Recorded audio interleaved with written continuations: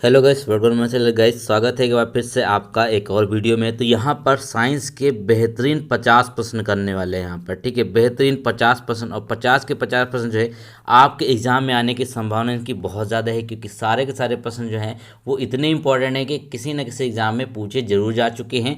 तो चलिए देखिएगा। तो सबसे पहला प्रश्न यहाँ पे देखेंगे, साइंस के प्रश्नों की हम आज सीरीज लेकर आए हैं। तो 50 प्रश्न यहाँ पे करने, इससे पहले मैंने इसके कई सारे सेट डाल रखे हैं, तो प्रश्नों का लेवल एक बार जरूर देखिएगा 10% सॉल्व करने के बाद, उसके बाद पूरा वीडियो वॉच कीजिएगा। तो चलिए देखते हैं।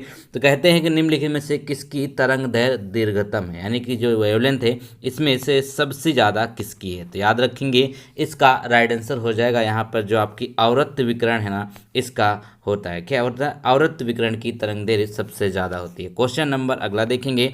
अब अगले प्रश्न में कहते हैं कि हाइड्रोजन के रेडियो सक्रिय समस्थानिक को क्या कहते हैं। जो हाइड्रोजन के बेसिकली यहाँ पे जो रेडियो एक्टिव आइसोटोप्स हैं उनको क्या कहा जाता है। तो याद रखेंगे उसको कहा जाता है यहाँ पे ट्राइटियम। क्या होता है? ट्राइटियम जो है ये इसका आइसोटोप्स है हाइड्रोजन का। क्वेश्चन नंबर अगला देखेंगे। अब अगले प्रश्न में देखिएगा। तो कहते हैं कि जब तक बाह्य बल न लगाया जाए ऐसा कौन सा गुण है जिसके कारण किसी पिंड का वेग स्थिर रहता है। ठीक है, तो देखिएगा जब किसी इसका कौन सा यहाँ पर रहेगा, तो देखेंगे तो इसमें क्या होगा, अगर बाह्य बल ना लगाया जाता है तो ऐसा कौन सा गुण है जिसके कारण पिंड का वेग स्थिर रहता है, वो होगा आपका जड़त्व। तो क्या हो जाएगा यहाँ पर? जड़त्व हो जाएगा, जो ऑप्शन डी में है आपका। तो डी इसका सही हो जाएगा, जड़त्व इसका राइट आंसर है। क्वेश्चन नंबर अगला देखें। तो अगला प्रश्न बहुत अच्छा है। इसमें कहते हैं निम्नलिखित कथनों पर विचार करना। आपको जो 3 पॉइंट दिए इनके विचार करिए। तो कहते हैं कि प्रकाश तरंगे निर्वात में गमन कर सकती है, यानी कि जो आपकी लाइट वेव्स होती हैं वो वैक्यूम में ट्रेवल कर सकती हैं, बिल्कुल सही कहा गया। फिर कहते हैं कि प्रकाश तरंगों का अपवर्तन हो सकता है, बिल्कुल प्रकाश तरंगों का अपवर्तन भी होता है। फिर कहते हैं कि प्रकाश तरंगे विद्युत चुंबकीय होती हैं, यानी कि जो प्रकाश तरंगे हैं, जो लाइट वेव्स हैं, ये इलेक्ट्रोमैग्नेटिक भी होती हैं। तो इसका यहाँ पे भी ये सही पॉइंट है। तो इसका राइट आंसर क्या होगा, वो आपका हो जाएगा ए वाला, यानी कि 1 2 3 तीनों पॉइंट यहाँ पर बिल्कुल सही कहे गए हैं। क्वेश्चन नंबर अगला देखिएगा। अब अगले प्रश्न में कहते हैं कि खतरा संकेतों के लिए लाल रंग का प्रयोग क्यों किया जाता है। ठीक है, तो जो खतरा संकेतों के लिए जो लाल रंग का प्रयोग किया जाता है बेसिकली वह क्यों किया जाता है। तो ये तो बहुत ही आसान सा प्रश्न है। तो इसका राइट आंसर होगा यहाँ पर कि लाल प्रकाश का सबसे कम प्रकीर्णन होता है। ठीक है, तो लाल प्रकाश जो आपकी रेड लाइट होती है इसका सबसे कम प्रकीर्णन यहाँ पर होता है, जिसके कारण ये दूर से देखी जा सकती है, इसीलिए इसका प्रयोग किया जाता है और ये धुंध में भी दिखाई देती है। क्वेश्चन नंबर दोस्तों, अगर आप कंपटीशन एग्जाम की तैयारी करते हैं तो आपके लिए सबसे ज़रूरी होता है मॉक टेस्ट। मॉक टेस्ट देने से क्या होता है, आपको पता चलता है कि आपका कौन सा सेक्शन वीक है, और उसके साथ साथ यहाँ पर टाइम मैनेजमेंट भी होता है। तो यहाँ पे देखेंगे टेक्स्ट बुक का अगर आप पास लेते हैं तो इसमें आपको 32,000 प्लस मॉक टेस्ट मिल जाएंगे 450 एग्जाम के लिए। ऑल इंडिया लेवल पर जितने भी एग्जाम कंडक्ट होते हैं सभी का पास आपको यहाँ पर मिल जाएगा। साथ में 10 लैंग्वेज में आपको यहाँ पे टेस्ट प्रोवाइड किए जाते हैं, और इसमें इतने बच्चे अभी ऑलरेडी एक्टिव हैं 13.4 लाख। ठीक है, तो यहाँ पर इसका एग्जाम पास ले सकते हैं। तो बेसिकली अगर आप आईसीआर एग्जाम की बात कर लेते हैं तो देखिए इसमें नंबर ऑफ स्टूडेंट जो अभी इतने इनरोल हो चुके हैं, और इसमें टोटल 91 आपको टेस्ट मिलेंगे, जिसमें आप देखेंगे कि इससे क्या होगी, आपकी तैयारी बहुत ही ज़्यादा बढ़िया हो जाएगी। तो आईसीआर एग्जाम का अभी देखिए। अब यहाँ पे क्या करेंगे, विकास अगर आप कोड यूज करेंगे, ठीक है, विकास कोड यूज करेंगे तो आपको 15% का डिस्काउंट भी मिलने वाला है। 3 आवर सेल में आप यहाँ से पास ले सकते हैं, जो आपका 399 का पड़ने वाला है। अगर आप हमारा कूपन कोड विकास यूज करते हैं तो आपको यहाँ पर 59 रुपये का ऑफ मिलेगा। आईसीआर एग्जाम के लिए इनरोल होते हैं तो आप देखेंगे कि यहाँ पर आपको 52 चैप्टर टेस्ट मिल जाएंगे, 20 सब्जेक्ट टेस्ट मिल जाएंगे, 10 फुल टेस्ट मिल जाएंगे, और 9 मॉक टेस्ट आपको यहाँ पर मिल जाएंगे। तो डिस्क्रिप्शन में लिंक है, वहाँ से जाकर आप पास को ले सकते हैं। अगला देखेंगे। इसमें कहते हैं कि बढ़ते हुए पौधे को निम्नलिखित में से किस तत्व की सबसे अधिक मात्रा की आवश्यकता होती है। एक पौधा जो अपनी ग्रोथ में है तो उसको सबसे ज़्यादा किस तत्व या फिर एलिमेंट की आवश्यकता होगी। तो याद रखेंगे वो आपको हो जाएगा नाइट्रोजन। नाइट्रोजन इसका राइट आंसर हो जाएगा, सबसे ज़्यादा उसको नाइट्रोजन की आवश्यकता पड़ती है। क्वेश्चन नंबर अगला देखेंगे। अब अगले प्रश्न में देखिए तो कहते हैं कि जब किसी धातु का पृष्ठ विकिरणित किया जाता है तब इलेक्ट्रॉनों का निष्कासन क्या कहलाता है। ठीक है, जब किसी धातु का जो पृष्ठ है वो किरणित किया जाएगा तो उसको हम क्या कहलाएंगे, तो वो होता है यहाँ पर प्रकाश विद्युत प्रभाव। ठीक है, प्रकाश विद्युत प्रभाव जो होता है वो आपका राइट आंसर हो जाएगा, इसको आपने पढ़ा होगा। क्वेश्चन नंबर यहाँ पे अगला देखिएगा। अगला क्वेश्चन देखिए कितना इंपॉर्टेंट है। तो इसमें कहते हैं कि एस्बेस्टस द्वारा रोग फैलता है। ठीक है, एस्बेस्टस द्वारा कौन सा रोग फैलता है? तो इसका राइट आंसर क्या होगा? वो बहुत ही आसान है, वो आपका हो जाएगा जो वात स्फीति होता है, वह रोग एस्बेस्टस द्वारा फैला रोग होता है। क्वेश्चन नंबर अगला देखेंगे। इसमें कहा गया कि भार के अनुपात में हाइड्रोजन ऑक्सीजन का अनुपात कितना होता है? यानी कि यहाँ पे देखिए जो आपका अगर देखें जो पानी है ना H2O होता है, तो इसमें हाइड्रोजन ऑक्सीजन का अनुपात पूछा गया है। तो इसका राइट आंसर क्या हो जाएगा? वो आपका हो जाएगा ए वाला, यानी कि A 1:8 के रेशियो में ये होते हैं आपके हाइड्रोजन और ऑक्सीजन वाटर में। क्वेश्चन नंबर अगला देखेंगे। इसमें कहते हैं कि निम्नलिखित में से कथनों पर विचार करना है। अब दो कथन यहाँ पर आपको दे रखे हैं, तो इन पे विचार करते हैं। तो चलिए देखिएगा। तो पहला कथन है कि सूर्य द्वारा चांद पर लगने वाला गुरुत्व बल पृथ्वी द्वारा चांद पर लगने वाले गुरुत्व बल की तुलना में अधिक होता है। ये यहाँ पे चीज़ें बोली गई हैं। तो इसका मतलब क्या है? ये बिल्कुल सही चीज़ बोली गई है। क्योंकि देखिए सूर्य द्वारा चांद पर लगने वाला गुरुत्व बल पृथ्वी द्वारा चांद पर लगने वाला गुरुत्व बल की तुलना में अधिक होता है। ठीक है, बिल्कुल सही कहा। फिर कहते हैं कि निर्वात यानी कि जो वैक्यूम में एक भारी पिंड हल्के पिंड की तुलना में द्रुत गति से करता है, ठीक, गिरता है। तो ये यहाँ पे गलत पॉइंट है। ठीक है, ऐसा नहीं होता है। तो इसका राइट आंसर क्या हो जाएगा? मात्र एक जो पहला वाला कथन है वो यहाँ पर सही हो जाएगा। तो इसका ऑप्शन क्या है? वो हो जाएगा यहाँ पर आपका ए वाला सही हो जाएगा, यानी केवल 1। क्वेश्चन नंबर अगला देखेंगे। अब देखिए, अब अगले प्रश्न में जो बोला गया है उसमें क्या कहते हैं कि स्वास्थ्य संबंधी समस्याओं से निदान के लिए रोगियों को ऑक्सीजन के साथ दी जाने वाली गैस कौन सी है? जब स्वास्थ्य संबंधी जिनको सांस की प्रॉब्लम हो जाती है उसको उससे निपटने के लिए, या फिर बेसिकली जो कहते हैं जैसे मान लीजिए अगर आप पानी में जा रहे हैं या फिर किसी पहाड़ी एरिया में जा रहे हैं, वहाँ पे क्या होता है ऑक्सीजन की कमी हो जाती है। ठीक, ऑक्सीजन की कमी हो जाती है तो उसमें किस चीज़ का यूज़ किया जाता है? हीलियम गैस का यूज़ किया जाता है। किसमें? हीलियम का यूज़ किया जाता है। जैसे पर्वतारोही होते हैं वो अपने साथ हीलियम लेकर जाते हैं। क्वेश्चन नंबर अगला देखेंगे। प्रश्न संख्या अगला देखिए। तो कहते हैं कि इनमें से कौन सा एक सुमेलित नहीं है, यानी कि कौन सा इसमें जो है करेक्टली मैच्ड नहीं है। तो देखेंगे तो कहते हैं कि जो सेल्सियस है वो टेम्परेचर से डिनोट किया जाता है, किलोवाट आवर विद्युत है, और यहाँ पे जो आपका RH गुणक है वो आपका रक्त का होगा।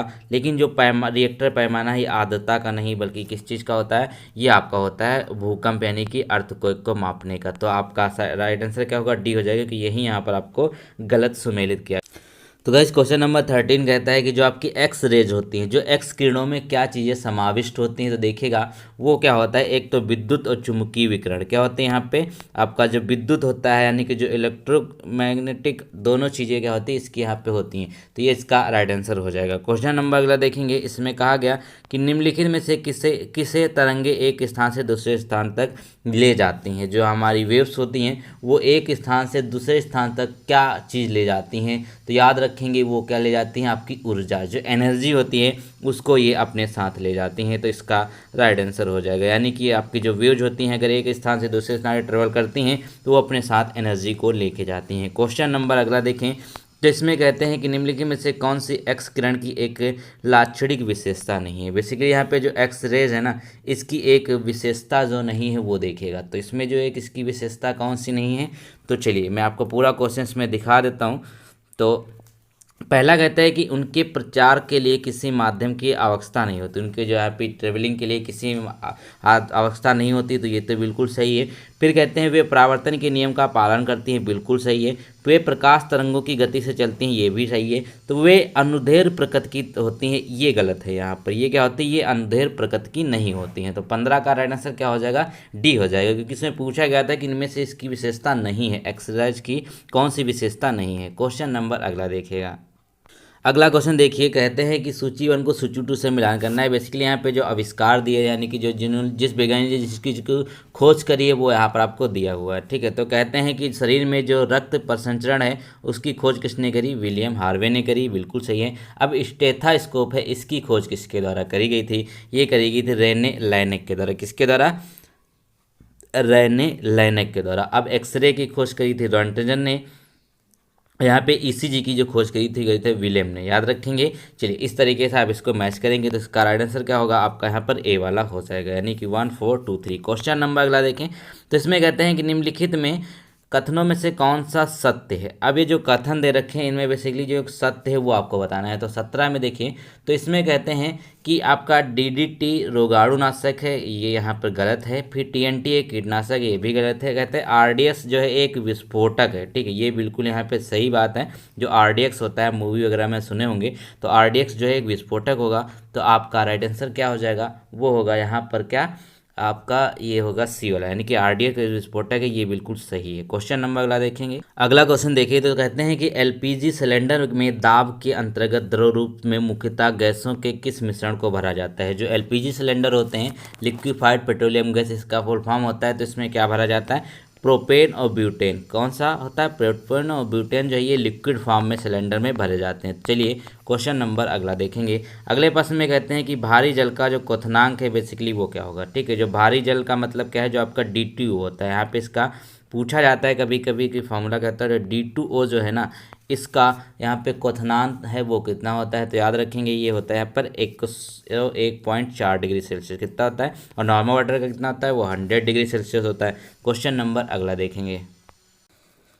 सो गाइस क्वेश्चन नंबर 20 कहता है कि दूध का अपेक्षित घनत्व ज्ञात किया जा सकता है। तो दूध का जो अपेक्षित घनत्व है, जो डेंसिटी है, वो किस तरीके से ज्ञात करी जा सकती है। तो याद रखेंगे लैक्टोमीटर, लैक्टोमीटर से आप इसको ज्ञात कर सकते हैं। बहुत ही आसान था। क्वेश्चन नंबर अगला देखेंगे। तो कहते हैं कि निम्नलिखित तत्वों पर आपको विचार करना है। अब इनमें से विचार करना है और चीज़ें बताने के, ये बताना है कि कौन सा तत्व जो इसमें मैग्नेटिक है या फिर चुंबकीय है। तो देखिएगा, तो इसमें अगर आप ध्यान से देखेंगे, ये कोबाल्ट जो है ये आपका होता है, और उसके साथ साथ यहाँ पर जो आपकी जो निकेल है ये रहता है, ठीक है। सोना और चांदी जो ये मैग्नेटिक में नहीं आते हैं। तो याद रखेंगे इसका राइट आंसर क्या होगा, A और 3, यानी कि B आपका सही राइट आंसर हो जाएगा। क्वेश्चन नंबर यहाँ पे चलिए अगला देखेंगे। अब अगले प्रश्न में देखिए, तो क्या कहते हैं कि जो तत्व ऑक्सीजन पर प्रतिक्रिया नहीं करता है वह कौन सा है, ठीक है। जो ऑक्सीजन के साथ बेसिकली यहाँ पे रिएक्शन नहीं देता है वह तत्व इनमें से कौन सा हो जाएगा। तो देखिएगा, जो ऑक्सीजन के साथ रिएक्शन नहीं देगा वो आपका बेसिकली हीलियम हो जाएगा, ठीक है। अब यहाँ पे देखिए, हीलियम जो है वो आपका ऑक्सीजन के साथ रिएक्शन नहीं करता है, आयोडीन के साथ रिएक्शन करता है, क्लोरीन के साथ करता है, नाइट्रोजन गैस के साथ करता है। क्वेश्चन नंबर यहाँ पे अगला देख लेंगे। अगले प्रश्न में देखिएगा, तो कहते हैं कि निम्नलिखित में से कौन सी ग्रीन हाउस गैस नहीं है। इंपॉर्टेंट ये प्रश्न है। तो ग्रीन हाउस गैस जो है इसमें से कौन सी नहीं है, तो वो क्या हो जाएगा, एक तो आपका मीथेन, ये ग्रीन हाउस में है। क्लोरोफ्लोरोकार्बन ग्रीन हाउस में है। कार्बन डाइऑक्साइड ग्रीन हाउस में है। नाइट्रोजन जो गैस है ये बेसिकली ग्रीन हाउस में नहीं है। याद रखेंगे, नाइट्रोजन जो है लगभग 78% हमारे एटमॉस्फेयर में पाई जाती है। क्वेश्चन नंबर अगर देखें 24, तो इसमें कहा गया कि थोरियम और यूरेनियम 233 ईंधन चक्र का उपयोग करने वाला विश्व का प्रथम रिएक्टर कौन सा है, ठीक है। जो थोरियम और यूरेनियम 233 है, इसका जो सबसे पहले किसने यूज किया था, तो याद रखेंगे ये प्रथम था यहाँ पे कामिनी, ठीक है। याद रखेंगे कौन सा था, कामिनी था। तो चलिए इसका ऑप्शन भी दिखा देते हैं। तो कामिनी इसका राइट आंसर हो जाएगा। भारत का प्रथम कौन सा है, अप्सरा है। क्वेश्चन नंबर अगला देखेंगे। इसमें कहते हैं कि भारतीय परमाणु विद्युत निगम लिमिटेड की स्थापना कब करी गई। तो यहाँ पे देखिए स्ट्रेटेजी के में आ सकता है। तो कहते हैं कि भारतीय परमाणु विद्युत निगम लिमिटेड की स्थापना कब करी गई थी। तो इसका राइट आंसर हो गया यहाँ पे 1987। कब करी गई थी, 1987 इसका राइट आंसर हो जाएगा। क्वेश्चन नंबर अगला देखेगा। तो इसमें कहते हैं कि भारत यूरेनियम निगम लिमिटेड स्थित है। तो भारत जो यूरेनियम निगम लिमिटेड है कहाँ पर है, वो जादूगोड़ा में हो जाएगा। याद रखेंगे। चलिए क्वेश्चन नंबर अगला देखेंगे। अगले में कहते हैं कि निम्नलिखित में से कौन सी गैस जो है फलों को कृत्रिम रूप से पकाने में प्रयोग की जाती है। जो फलों को पकाया जाता है, जो कच्चे तोड़ लिए जाते हैं उसके बाद उसको पकाया जाता है, तो कौन सी गैस है, वो आ जाएगी आपके एथिलीन। एथिलीन इसका राइट आंसर हो जाएगा। क्वेश्चन नंबर अगला देखेंगे। अगले प्रश्न में देखिए, तो कहते हैं कि परमाणु ऊर्जा विभाग की स्थापना कब की गई थी, ठीक है। परमाणु ऊर्जा विभाग है जो, इसकी स्थापना कब करी गई, अपने भारत की बात कर लेंगे। तो 28 का राइट आंसर होगा यहाँ पर आपका B, यानी कि अगस्त 1954 में परमाणु ऊर्जा विभाग की स्थापना करी गई थी। क्वेश्चन नंबर अगला देखिए। सारे प्रश्न इंपॉर्टेंट हैं आपके लिए। तो राष्ट्रीय रासायनिक प्रयोगशाला भारत में स्थित है, कहाँ पर है। तो राष्ट्रीय रासायनिक प्रयोगशाला भारत के पुणे में स्थित है। कहाँ पर है, पुणे में स्थित है भारत की रासायनिक प्रयोगशाला। क्वेश्चन नंबर अगला देखेंगे। तो कहते हैं कि फलों का मीठा स्वाद किसके कारण होता है। देखिए जो फल होते हैं बहुत मीठे होते हैं कोई कोई, तो इसमें क्या होता है, जो मीठा फल होता है यानी उसका कारण क्या होता है, वो होता है फ्रक्टोज। क्या होता है इसका कारण, फ्रक्टोज जो है ये इसका कारण होता है। क्वेश्चन नंबर अगला देखेंगे तो कहते हैं कि निम्नलिखित में से कौन यौगिक बना सकता है। यौगिक जो बना सकता है, जो कंपाउंड बना सकता है, वो कौन सा है। तो 31 का बेसिकली राइट आंसर क्या हो जाएगा, जेनॉन हो जाएगा। जेनॉन है ना, ये आपकी जो एक गैस होती है, ये आपकी यौगिक बना सकती है। क्वेश्चन नंबर अगला देखें तो कहते हैं कि क्षारीय मृदा धातु किसके तत्व को कहा जाता है। बेसिकली यहाँ पे जो बेसिक जो होते हैं नेचर में, वो कौन सी धातु होती है। तो याद रखेंगे जो ग्रुप 2 में, ठीक है, ग्रुप 2 में जितने भी यहाँ पे आपके मेटल पाए जाते हैं, वो सारे के सारे क्या होते हैं, वो आपके क्षारीय मृदा धातु के रूप में आते हैं। क्वेश्चन नंबर अगला देखेंगे। अब अगले प्रश्न जो बहुत इंपॉर्टेंट है, इसमें कहता है कि भारी जल की खोज, जो भारी जल है, जो हमने बताया था आपकी D2O, ठीक है, की खोज यूरे के द्वारा कब की गई थी। तो इसकी खोज यूरे के द्वारा कब करी गई, इसके ऑप्शन देख लेते हैं। तो इसका राइट आंसर हो जाएगा 1932 में। कब, 1932 में। क्वेश्चन नंबर अगला देखेंगे तो कहते हैं कि ऑयल ऑफ विट्रॉल किससे कहा जाता है। बहुत इंपॉर्टेंट, कई बार प्रश्न पूछा जा चुका है एग्जाम्स में। तो ऑयल ऑफ विट्रॉल जो कहा जाता है, इसका राइट आंसर होगा यहाँ पर आपका सल्फ्यूरिक एसिड, ठीक है। सल्फ्यूरिक एसिड जो होता है, जो बेसिकली यहाँ पे इसको H2SO4 के नाम से भी हम जानते हैं, तो क्या हो जाएगा यहाँ पर, ये ऑयल ऑफ विट्रॉल के नाम से भी जाना जाता है। क्वेश्चन नंबर अगला देखें तो कहते हैं यहाँ पे कि कंपनसेशन बिंदु क्या होता है। बेसिकली जो कंपनसेशन पॉइंट है वो होता क्या है। तो चलिए इसको भी हम यहाँ पे ध्यान से देख लेते हैं। तो कंपनसेशन पॉइंट में बेसिकली क्या होगा, जब प्रकाश संश्लेषण की दर शोषण की दर के बराबर होती है, इसी को कहते हैं हम यहाँ पे कंपनसेशन पॉइंट। किसको कहते हैं, जब प्रकाश संश्लेषण की दर शोषण की दर के बराबर होती है तो कंपनसेशन पॉइंट कहलाता है। इंपॉर्टेंट ये प्रश्न है बहुत ज़्यादा। क्वेश्चन नंबर अगला देखेंगे। अब इसमें कहा गया कि पक्षियों व सरीसृपों में उत्सर्जी पदार्थ कौन सा होता है। जो पक्षी हैं या फिर जो सरीसृप हैं, इसमें जो उत्सर्जी पदार्थ है वो कौन सा है। वो तो सभी को पता है, यूरिया होता है। यूरिया क्या है, ये आपका उत्सर्जी पदार्थ में आता है। क्वेश्चन नंबर अगला देखें तो इसमें कहा गया कि निम्नलिखित में से कौन सा हार्मोन मानव शरीर में रक्त कैल्शियम के स्तर को बढ़ाता है। जो ब्लड में कैल्शियम के स्तर को बढ़ा देता है, कौन सा हार्मोन है। तो देखिए कितना अच्छा प्रश्न ये हो जाएगा, पैराथार्मोन, ठीक है। पैराथार्मोन क्या है, ये हमारे ब्लड में कैल्शियम के लेवल को इंक्रीज करता है। चलिए क्वेश्चन नंबर 38 में देखिएगा। तो भाई लोग क्वेश्चन अगर पसंद आ रहे हैं, वीडियो पसंद आ रहा है तो इसको लाइक भी जरूर करिए। तो इंसुलिन का उत्पादन किया जाता है, तो ये तो बहुत ही आसान है। तो इंसुलिन का उत्पादन जो होता है आइलेट्स और लैंगरहैंस के द्वारा किया जाता है। किसके द्वारा, आइलेट्स एंड लैंगरहैंस के द्वारा। क्वेश्चन नंबर अगला देखेंगे तो इसमें कहते हैं कि जार्विक सेवन क्या है। बेसिकली जो जार्विक सेवन है ना, ये है क्या। तो 39 का राइट आंसर क्या हो जाएगा, ये है आपका कृत्रिम हृदय, ठीक है। जो हमारा हार्ट है, ये बेसिकली यहाँ पे जो मैन मेड है, यानी कि जो इंसानों के द्वारा बनाया गया है, ये आपका एक कृत्रिम हृदय के नाम से जाना जाएगा। क्या है ये, जार्विक सेवन। क्वेश्चन नंबर 40 देखें तो इसमें कहते हैं कि दूध प्रोटीन को पचाने वाला एंजाइम कौन सा है। जो यहाँ पे जो आपका मिल्क प्रोटीन होता है, उसको पचाने वाला जो एंजाइम है वो कौन सा होगा। तो 40 का राइट आंसर क्या होगा, वो हो जाएगा यहाँ पर ए वाला, यानी कि रेनिन। रेनिन इसका राइट आंसर हो जाएगा, याद रखेंगे। चलिए क्वेश्चन नंबर अगला देखेंगे। अगले प्रश्न में देखें तो कहते हैं कि रोडोप्सिन, जिसे दृश्य बैंगनी भी कहा जाता है, मानव शरीर के किस भाग में होता है। ठीक है, जो रोडोप्सिन है, जिसे दृश्य बैंगनी भी कहा जाता है, मानव शरीर के किस भाग में होता है। तो 41 का राइट आंसर क्या हो जाएगा, ये हो आपका यहाँ पर आँख में होता है। कहाँ पे होता है, आँख में ये होता है। चलिए क्वेश्चन नंबर अगला देखेंगे।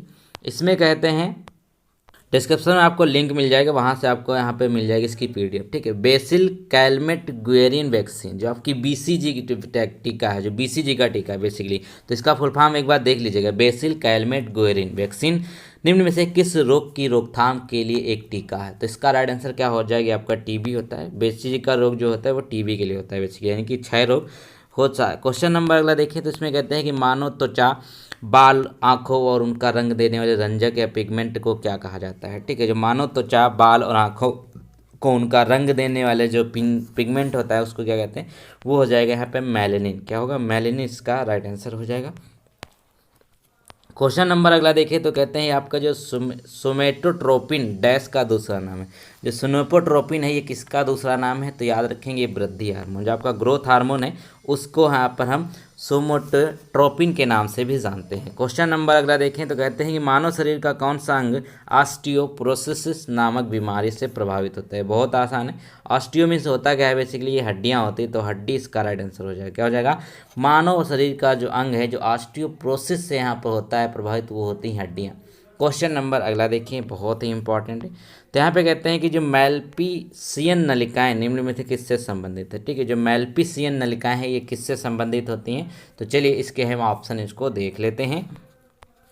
तो इसका ऑप्शन यहाँ देखिएगा, तो इसका राइट आंसर जो होगा यहाँ पर कीटों के उत्सर्जनी अंग। ठीक है, इसका राइट आंसर क्या हो जाएगा, कीटों के, जो आपके इंसेक्ट के उत्सर्जनी अंग होते हैं उनको कहा जाता है। क्वेश्चन नंबर अगला देखेंगे, तो कहते हैं कि इंसुलिन में कौन सी धातु पाई जाती है। जो आपका इंसुलिन है किसके द्वारा यहाँ पे जो स्रावित किया जाता है, पैंक्रियाज के द्वारा। ठीक है, तो यहाँ पर देखिएगा इसके धातु जो उपस्थित होते हैं इसमें कौन कौन से हैं, वो होता है आपका जस्ता। ठीक है, जो जस्ता है वही पाया जाता है सिर्फ। तो इसका राइट आंसर क्या होगा, सी हो जाएगा। चलिए क्वेश्चन नंबर देखिए 48। तो इसमें कहते हैं कि श्वेत फुसफुस रोग डैश में पाया जाता है। जो आपका वाइट फुसफुस रोग है वह किस में पाया जाता है। तो याद रखेंगे ये कहाँ पे होता है, ये आपका सीमेंट उद्योगों के कर्मचारियों में। कहाँ पे होता है, जो सीमेंट उद्योग है ना वहाँ के जो कर्मचारी हैं उनको एक रोग हो जाता है जिसको हम श्वेत फुफ्फुस रोग के नाम से भी जानते हैं। क्वेश्चन नंबर 49 देखिए, तो कहते हैं कि जो न्यूमोटैक्सिस केंद्र स्थित है वो कहाँ पर है। ठीक है, जो न्यूमोटैक्सिस केंद्र स्थित होता है कहाँ पे, याद रखेंगे वो होता है पोन्स में। कहाँ होता है, पोन्स में न्यूमोटैक्सिस केंद्र स्थित होता है। क्वेश्चन नंबर लास्ट देखें इस प्रैक्टिस सेट का, तो कहते हैं कि युगलीना में आहार सामग्री के रूप में संग्रहित होता है। ठीक है, युगलीना में जो आहार सामग्री के रूप में संग्रहित होता है वो क्या हो जाएगा यहाँ पर, वो आपका हो जाएगा पैरामाइलान कोशिकाएं। ठीक, क्या हो जाएगा, पैरामाइलान कोशिकाएं। इसका राइट आंसर हो जाएगा। देखिए जिन लोगों को ये प्रैक्टिस से टफ लग रहा है तो एक बात ध्यान में रखिएगा कि कब तक आप आसान आसान करते रहेंगे। ठीक है, कुछ कठिन करेंगे तभी दोबारा से क्वेश्चन आपके आंखों के सामने आएगा तो आपको लगेगा कि यार हमने इसको पढ़ा था और इसका राइट आंसर ये हो जाएगा। तो इससे क्या होगा, आपको ये हमेशा के लिए तैयार हो जाएंगे। तो सारे के सारे प्रश्न जो हैं वो आपके एग्जाम में कठिन भी आते हैं, मॉडरेट भी आते हैं और ईजी भी आते हैं। तो कठिन जो कर लेता है उसके सिलेक्शन के चांसेस ज़्यादा रहते हैं, क्योंकि कठिन जो प्रश्न होते हैं उनको कोई नहीं कर पाता, मात्र 1-2% लोग ही करते हैं, उन्हीं का सिलेक्शन हो जाता है। और जो इजी होते हैं वो तो 100 में से 90% लोग करके आते हैं। तो देखिएगा 50 में से आपने कितना सही किया है ये हमको कमेंट में ज़रूर बताइएगा। मिलते हैं नए वीडियो में, तब तक के लिए वीडियो को लाइक करें, चैनल को सब्सक्राइब करें, टेलीग्राम चैनल को ज्वाइन करें। Thank you so much.